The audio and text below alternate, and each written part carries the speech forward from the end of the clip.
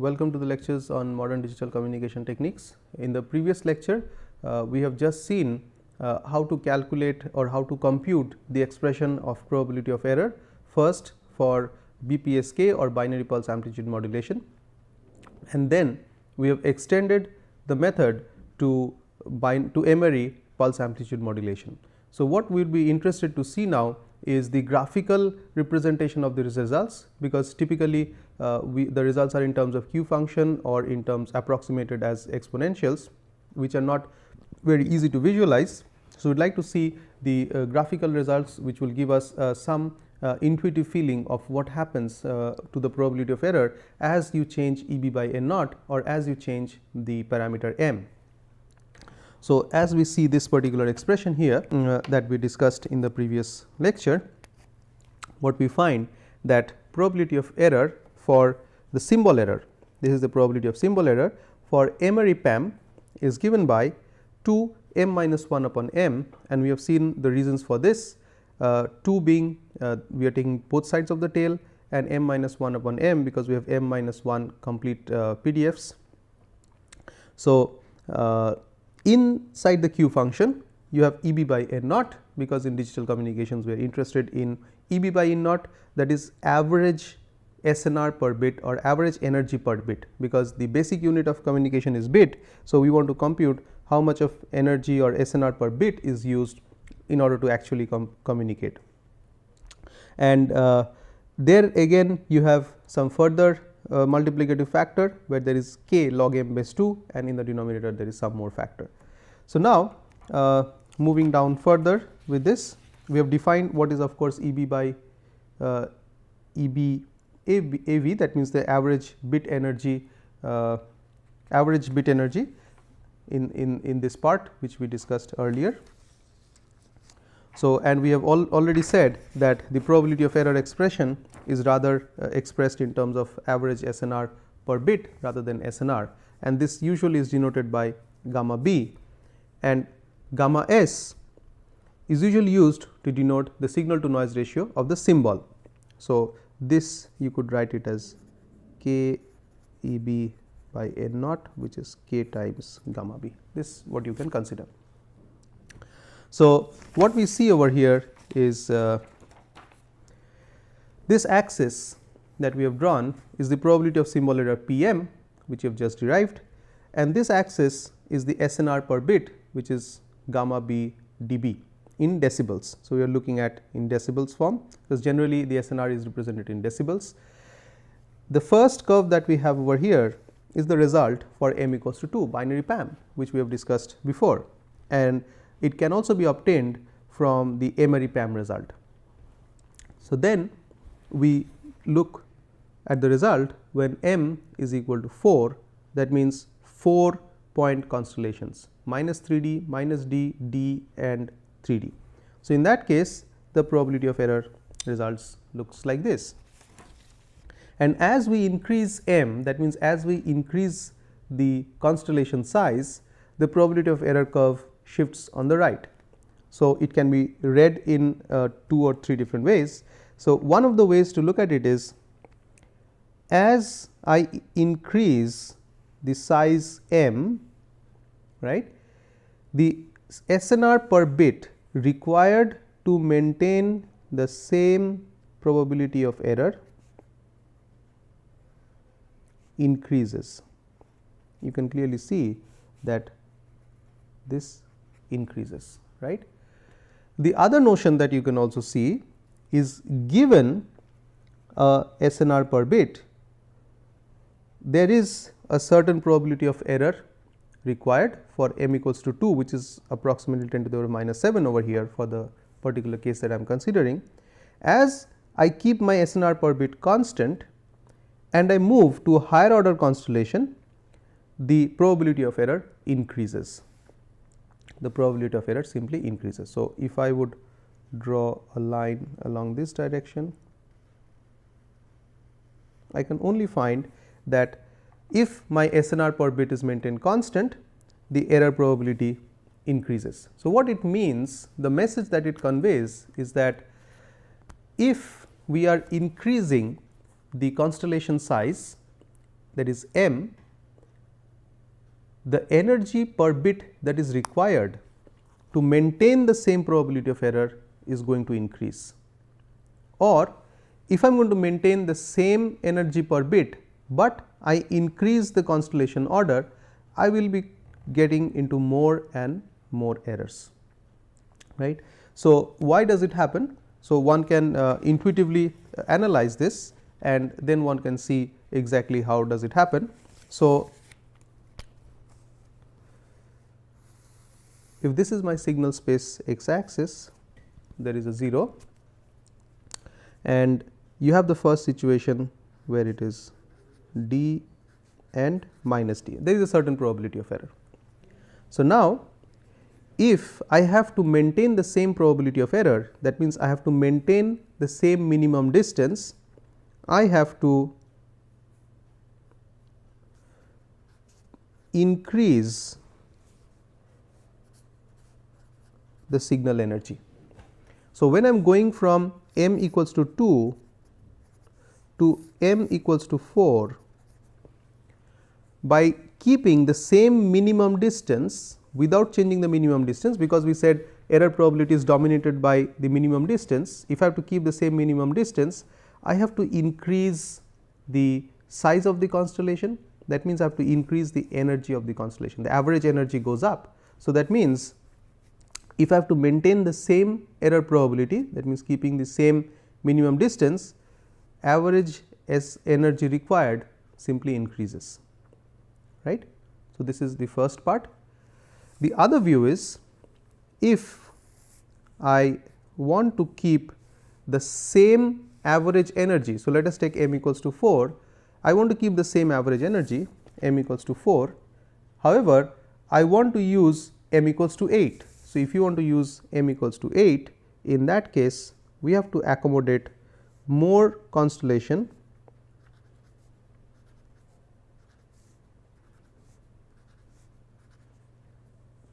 So, it is not to scale,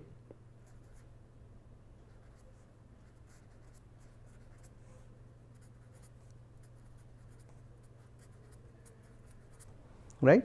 So, that means I have to pack more symbols within that same average energy. So, that means the PDF now n naught is unchanged. So, the variance of noise is unchanged. So, that means if I maintain the same signal power, the variance of noise as experienced would be the same, which is the spread of the signal, right. So, if the variance of noise has remained the same, the way you could keep the error probability the same is by maintaining the same minimum distance, because you are interested in calculating the area under the tail probability, right. So, which will be remain the same if this distance is kept constant, that means this area is remaining constant. Here what is happening is the constellation points are coming closer, right, compared to the previous case. So, you have one constellation point, you have another constellation point, you have another constellation point, you have another constellation point. So, that means you are now integrating this area. Previously you were integrating area which is much smaller. That means you had 3D over here.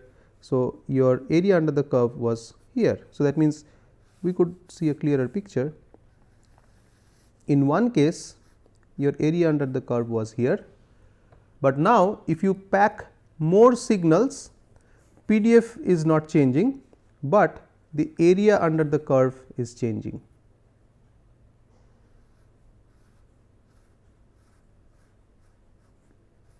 Right. That means you cover more area under the curve, because the PDF is unchanged, the signal power has remained the same, the noise power has remained the same, the variance has remained the same. Only thing is our thresholds have come closer, right. Here wherever was one threshold, here the threshold is much closer. So, if the threshold is much closer, area under the curve is much more. So, that means the error probability increases, and that is what we exactly have here. If I keep my same energy, in that case if I increase m, my probability of error increases. So, these are the two views that you can get from this particular figure. So, now if we go ahead and try to understand that what could possibly making this happen, that is intuitively what we have explained till now. So, instead of explaining intuitively, if we look at the expressions, things will be a bit more clear. So, what we do is, let us take the PAM, whichever we are doing right now. The d minimum Euclidean distance is given by this, which we know, and d mean squared is of course this expression. So, if we keep d mean squared constant, we are going to get this nearly the same Pm, that is what we explained. So, as k increases, by this arrow I mean k increases in the upward direction, it means it increases, m increases exponentially 2 to the power of k, right, it increases several times faster. E average increases to maintain the same probability of error, that is what we have already explained, because if you would keep the same minimum distance, you would go from 2 to 4, your error probability is going to remain the same, right. Or if you want to keep the same E average, in that case your probability of error increases, that is what we have seen as m increases. This is because symbols are more closely packed, and if symbols are more closely packed, the minimum distance decreases. If minimum distance decreases, probability of error increases. This is what we have seen qualitatively. Further, you can also note that the probability of error is proportional to e to the power of minus EAV upon 2 to the power of k squared. We have the term, because we have to look at the expression of error probability, which is here. So, from this you can say that Pm is less than or equal to 2 m minus 1 upon m e to the power of square of this, that is minus 6. I am going to use k, because log base m2, I am going to use gamma b, which is equal to gamma, and this is equal to gamma b. So, this is gamma b divided by 2 to the power of k squared minus 1, right. So, that is what we have. So, that is what we said in this particular expression as well. So, when we use this particular expression, we have not considered this part, because as m grows, this number almost becomes close to 1. So, as m becomes larger and larger, this is close to 1, this is a constant, there is not much effect, not much variation with m over here compared to what we see over here. So, m is log m is 2 to the power of k. So, there is not much variation with k. So, now if this is fine, we move ahead. If you are okay with this expression without the constant term in front of it, so we use the proportionality. So, what we have is this expression. So, for constant E b by n naught, as k increases, so we are maintaining this ratio as constant,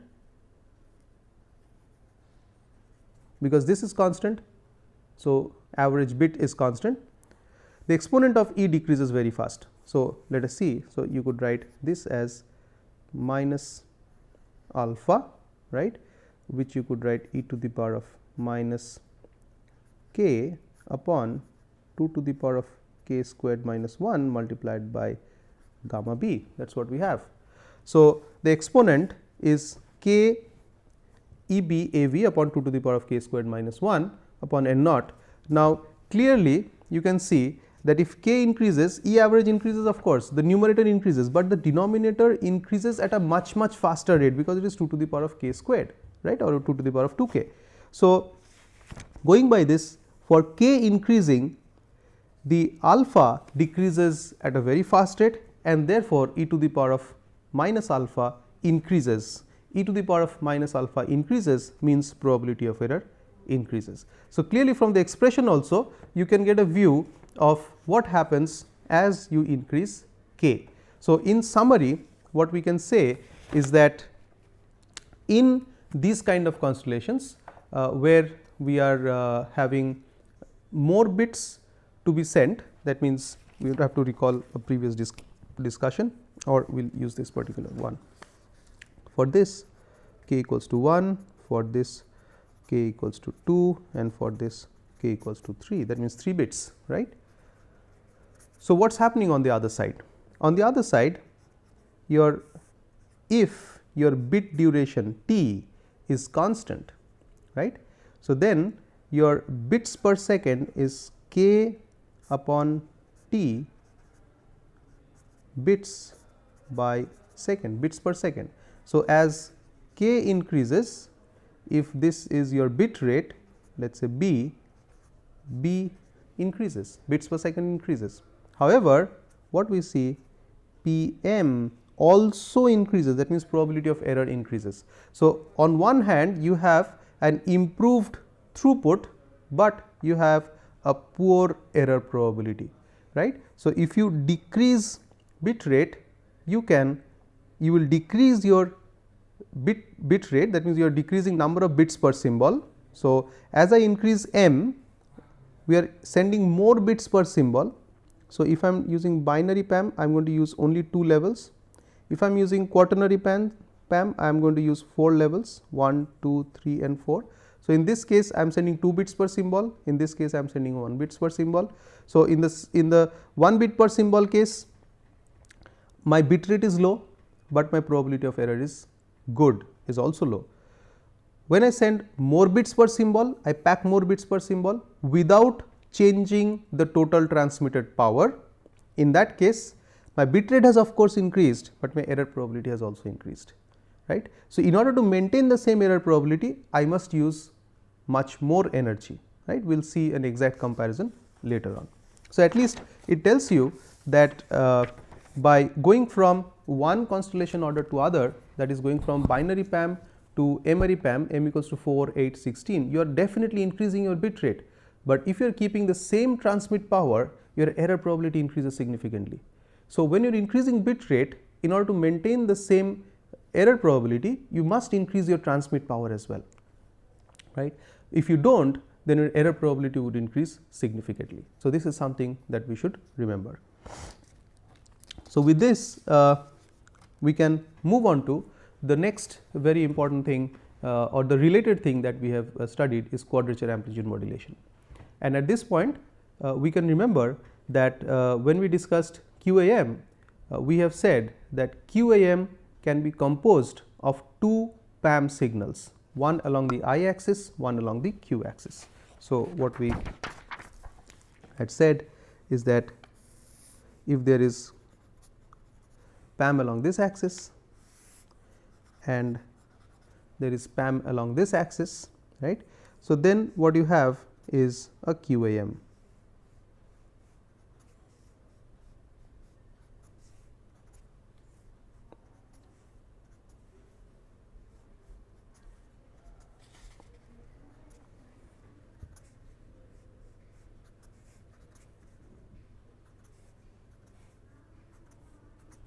So, any constellation point can be thought of as a PAM here and a PAM here, right.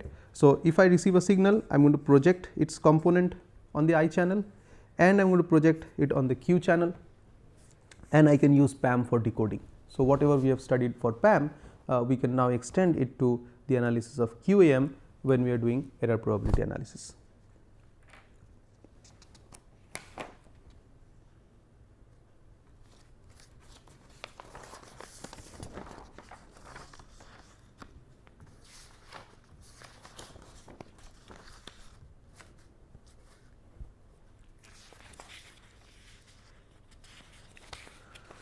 So, let us look at the study of probability of error for QAM. So, again to summarize, what we have is the signal in this form, which is not new to you. So, I do not need to spell it out, and the signal vector is in the next line again, since it is known and described thoroughly in all previous lectures. Again I leave it up to you to connect. The probability of error computation that we will do is now going to be shown will depend upon the constellation. So, what we are trying to say is we have qualitatively said that the d mean squared is affecting the probability of error, we are going to slowly get into the impact of such a thing in this particular discussion, right. So, let us consider, and just for the second I would like to remind you that when we studied QAM, we said that the choice of the constellation would depend upon several factors. So here we see one of the factors, at least one of the factors which should influence the choice of the constellation or the design of the constellation. So when we compute the probability of error, let us take one situation where we have two possible constellation. So in these two constellations, these are the symbol locations. So in both the case, m is equal to 4. So there is no problem on n. We have 4 constellation points. That means k, that is number of bits, is equal to 2. And we have maintained that the minimum distance between two constellations is 2a. So now we are saying that both the constellations have the same minimum distance. So minimum distance is 2a, you can be rest assured that there is not much impact on the probability of error, right, it will remain the same. And if you would calculate the average power, that means here it is 2a squared and you have 4 2a squared and divide by 4, because of course we are taking equiprobable, you are going to left with 2a squared as the average power, because this is 2 root 2a. If you look at this constellation, there is a particular description that is given. Again, the average power would turn out to be 2a squared. Now, since the minimum distance is same and average power is the same, there should be no difference in terms of error performance. So, if you plot the probability of error versus signal to noise ratio for these two, they will turn out to be the same, right. So, as you increase the SNR, the error probability will decrease in the same fashion. However, you may observe in this case that all have the same energy, which is not true in this case, right. The energy of this is less than the energy of this. However, we have maintained same minimum distance and the same average power, right. So, this has lower power and this has higher power than the average, and average would be same as this, right. So, these are constellations which are closer, these are farther away. So, overall it has been maintained. So, that clearly means that peak power to average power for this is much smaller compared to peak power to average power. So, the peak power in this case will be higher, the peak power than the peak power in this case. So, now if you have a requirement where the peak to average power ratio, which is an important parameter for signals passing through nonlinear power amplifiers, and you have a certain ratio which constrains your requirement, then you are going to definitely go for this particular constellation, which has much lower peak to average power ratio compared to this. So, although these have the same error probabilities, these have lower PAPR, peak to average power ratio, and hence I would prefer to go with this particular constellation. Moving ahead, let us take the situation for m equals to 8. So, in case of m equals to 8, we have example where this particular one is one constellation configuration, right. Another constellation configuration is the one, and I am marking with red as the constellation points, right, and they have been labeled. So, you can look at the exact labels and do the calculations yourself. I am not spending time in doing the calculations here, because that is not a very complicated job, you should be able to manage that. So, we are mainly focusing on the message that is being conveyed. So, we have the fourth constellation which I am filling up here, the fourth constellation is here. So, if you look at all of these constellations, they all have m equals to 8, and the average power calculation is simply represented here 1 upon m, m is 8, sum over m equals to 1 to 8, that means I will take the power of this is AMC squared plus AMS squared, which is written over here. Then I will go to m equals to 2, I will calculate the power, which is the norm squared of this vector, then I will calculate the norm squared of this vector, and so on and so forth. So, I will be able to calculate the sum of the power of all divided by the total number is going to give me the average power, right. So, that way I can calculate the average power of all these, and what we have noted down here, the average power of these two constellations is 6a squared. We have also maintained the d mean as 2a, just like the previous constellation for m equals to 4, so that all the constellations have the same probability of error, right. So, these constellations have a certain average power. These constellations you can see has an average power requirement as given by this, and this constellation has an average power requirement which is given by this expression. So, what we find is that although all of them will enjoy the same probability of error, but that is arrived at by spending different amount of power. And clearly what you can see is this particular configuration here requires the least amount of power, and hence this constellation is possibly one of the choices which can be used, because by spending less power it achieves almost the same error probability as any other constellation. So, through this at least we can explain that when we go into QAM, the choice of constellation is not a very straightforward solution. So, we need to look at least one step deeper in order to select the constellation for QAM. If we are taking m greater than or equal to 16, then rectangular QAM requires only slightly higher power than circular QAM or any other thing. So, what we mean is that if you choose another constellation, you could make many possible constellations. So, all we are trying to say is that if you are using a rectangular QAM, the extra amount of power compared to the best constellation in terms of minimum power would be only slightly more, and we are willing to pay this extra price, that means slightly more increase in power, because we have a huge advantage in terms of ease of demodulation, because if demodulation would also require some power, right, some processing power. So, we would like to reduce on that front and make algorithms much simpler. So, for rectangular QAM, you have m equals to 2 to the power of k, where k is even. You have rectangular QAM, because even means you have I axis, you have k axis. So, you have on 2 axis you would like to choose k even, so that you would be able to divide the bits evenly amongst both of them. So, QAM is basically 2 PAM on 2 quadratures, with PAM each having root m signal constellation. This is clear, and we have always drawn that several times. So, this I do not need to explain. If I have 1, 2, 3, 4 and I have 1, 2, 3, 4. So, 4 PAM and 4 PAM would make 16 QAM. Now, this is well known, right, we do not need to describe this much.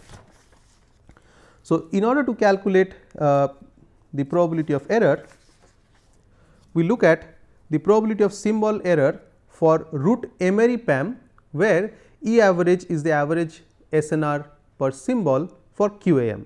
So, there we had a 6, but here we have a 3 because of translation of variables. So, the average probability of error for root m PAM looks like this. So, for calculating the probability of error for QAM, we would have to calculate the probability of the symbols being correct on both the directions. So, if root PM is the probability of error, 1 minus P root m is the probability of it being correct.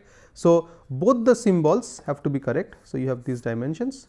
So, it has to be correct here, it has to be correct here.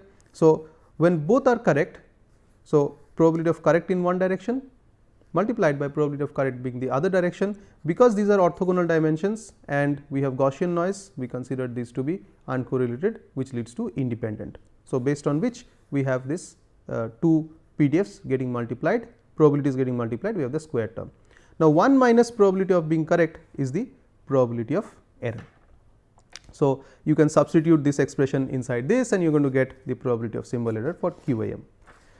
And then once you do that, your probability of error expression, you can fill all these expressions over here, and then you can make the approximation that as m increases, instead of having this one, since 1 over root m decreases, you can simply say that p root m is p m has, which is less than or equal to this expression here, and it can further be stated that it is less than 4 q. You have to square this, 1 cancels out, you are going to have 4 q squared and you are going to have 4 q. So, q squared is much less. So, you can make an approximation again less than 4 q, and for non rectangular q a m you are going to get an expression which is represented over here. So, up to this step one should be able to easily arrive at by using the expression for p I m.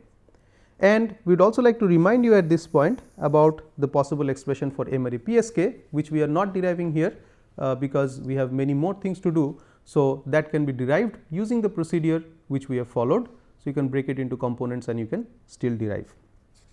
And we will look at briefly the error probability curves, and we will continue to see it in the next lecture. But very briefly, what we find is I have marked in red the probability of error of Emery QM, and in black is the error probability for Emery PAM, and these lines basically almost merge with the black line. So, just to make it separate, we have made another line. So, as probability of error increases, decreases, these lines match with that of the PAM. So, what we see is that as m increases, so this is m equals to 4, this is m equals to 16 and this is m equals to 64, the error probability behaves exactly same as that of PAM. As m increases, your SNR required to maintain the same error probability increases, and for a constant SNR, as m increases, your error probability increases.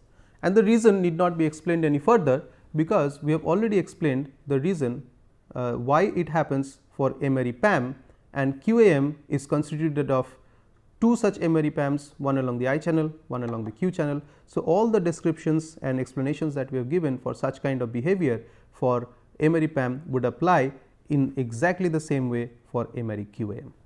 So, we stop this particular lecture here and we continue with these discussions further in the next lecture. Thank you.